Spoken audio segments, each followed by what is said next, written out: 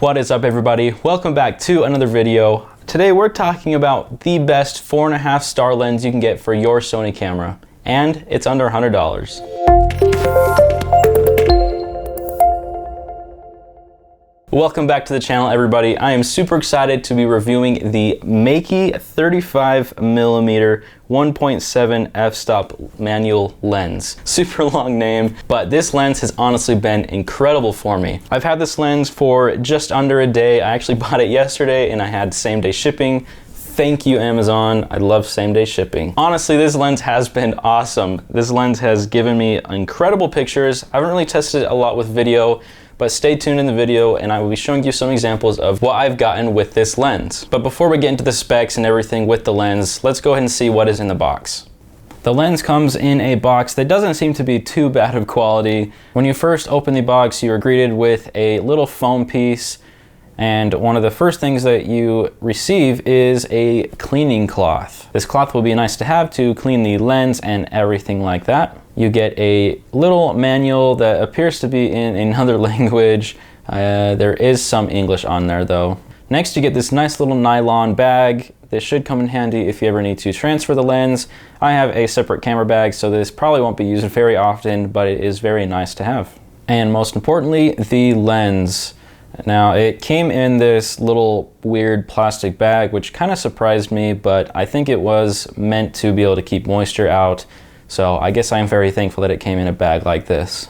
Now, when I first picked up the lens, I couldn't believe how heavy it was, but the finish on it is very nice. The nice metallic feel is incredible, very shiny, as you can see with all the glimmers on the lens.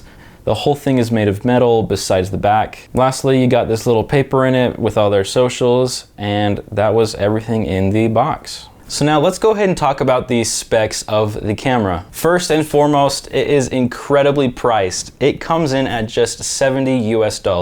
Now, I've seen some other videos from other YouTubers reviewing this lens. They've been saying it's been coming in around $80 or $90. So honestly, right now is a perfect time to go buy it. I don't know if it's gonna go back up in price or it's gonna stay where it's at. I don't know, but overall this lens is an incredible price for what you get with the lens. Now, first thing to keep in mind is it is a manual lens. It does not have the little pins in here to receive electronic assistance or whatever it's called. It doesn't have any internal motors. It is fully manual. But honestly, this has not been a huge problem for me. I have been using this camera for just a couple of hours, honestly. In those couple of hours I have used it, I've already been getting used to it. Now, with these Sony cameras, you do have the option to use focus peaking, which actually will help you focus and will show like little red or white lines so that it is a little bit easier to focus on your subject. It weighs just 6.4 ounces, but it is fully metal. When you buy a lens for just $70, personally, I did not expect to receive a lens that is fully metal. There is not a single plastic piece other than, I guess, the back plate, which doesn't really matter.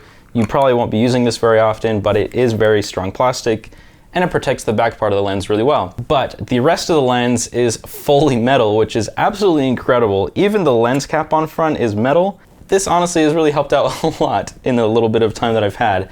So if you have this lens fully closed with both lens caps on it and you drop it, I'm not gonna be worried for it to break because it is very, very high quality. Now, as I was reading through Amazon and all the specs of the lens, it claims that it is a wide angle lens, but when you use it on an APS-C camera like the Sony A6000, 6300, 6000, whatever, you do have that crop factor. And because of that, it is going to make it be a little more zoomed in, and you're probably gonna be getting more like equivalent to a 55mm lens. So I tried to take like a selfie. I tried to get somewhat close to a specific subject. I tried to do some macro lens photography with it, and I wasn't able to get too close, but thanks to the crop sensor, and it is all the way up to 35mm, I was able to get pretty close to the subjects that I was taking pictures of. Because you aren't able to get super close, and you do have to use manual focus and everything, it does limit the use of what you could use this lens for. I say this because you probably couldn't use this lens for vlogging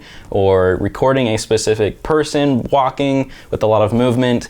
It's just gonna be pretty difficult to do manual focus. So this camera is mainly mainly going to be for product photography, for some landscape stuff, for maybe some portraits, but you got to be pretty still. You got to make sure the portrait doesn't move forward or backward. But for $70, honestly, this lens is going to help you out in a lot of ways. Now that I have been able to test this lens out just a little bit, I honestly have not found it to be too difficult to focus, like I had said before. It looks really great on the camera. It is very short, but the one thing that I did notice that if I had to choose a con, I would say that it is very short. So when it is on the camera, it is a little stubby, and so when I go to focus, I'll accidentally hit the aperture ring. So I'm sure you can get used to it, and that shouldn't be too big of a problem. Anyway, guys, I hope you enjoyed this review. Like I said, this lens is perfect if you're a beginner or even a professional. When I was using this lens, it kind of reminded me of using a film camera, and you are able to adjust the shutter speed on a film camera.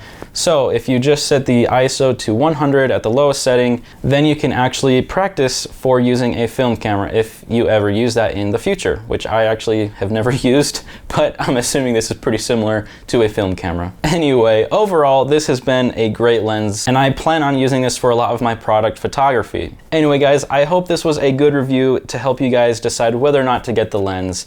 If you're thinking about it, I say go for it. Go mow a lawn or two, get the $70 and go and get this. There's really nothing to lose when you only have to spend this amount of money on such a great quality lens. If you guys want to go ahead and get this lens, I'll go ahead and link it down below in the description. And if you guys have any other questions, please feel free to ask me in the comments below. I will do my best to answer all the comments. I don't have a ton of subscribers at the moment, so I probably won't get very many comments, which means I will be able to answer pretty much every single comment. If you guys like this video or any other previous videos I've made and want to see more in the future, please subscribe, leave a like, and I will see you guys in the next one. Peace.